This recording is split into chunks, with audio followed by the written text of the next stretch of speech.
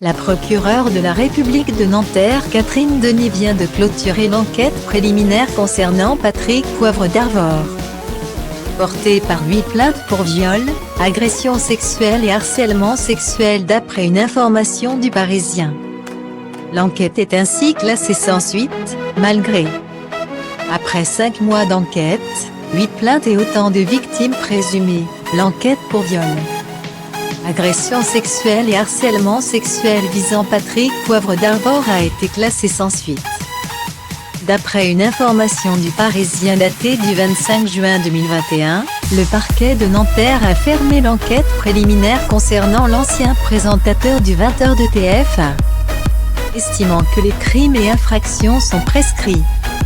Avec son livre Pandorini, Aide la grenade, la journaliste et auteure Florence Porcel expliquait avoir été violée à 2 reprises par PPDA.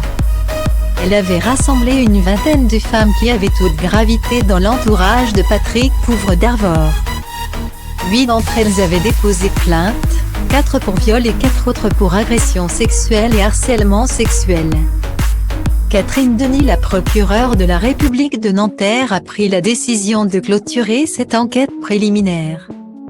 Après 5 mois d'investigation, et malgré de nouveaux témoignages parvenus cette semaine, la procureure de Nanterre, qui a voulu boucler la procédure avant son départ à la retraite cet été, explique Le Parisien, se fonde sur les éléments recueillis par les policiers de la brigade de répression de la délinquance contre la personne.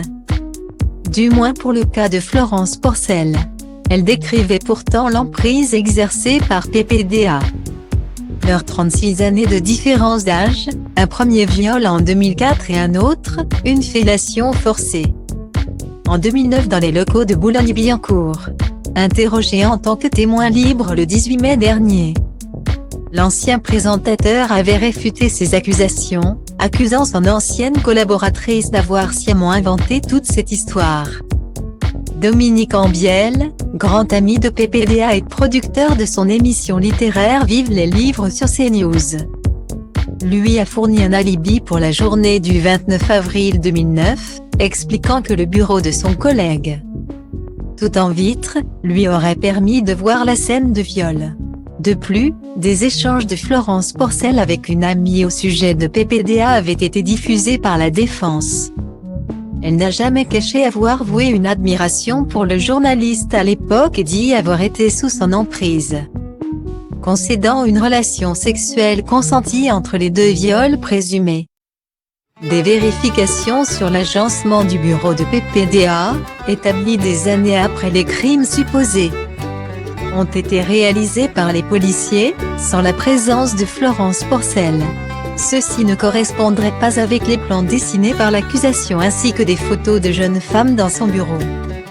Ces conseils Maître Emmanuel Moine et Maître Joséphine Doncieux regrettent qu'aucune vérification complémentaire n'ait été organisée quant à des travaux dans son bureau. Ils demandèrent également à ce que les autres femmes victimes de PPDA qui se sont manifestées pendant la procédure soient entendues. Les autres plaintes déposées écopent toutes de prescription.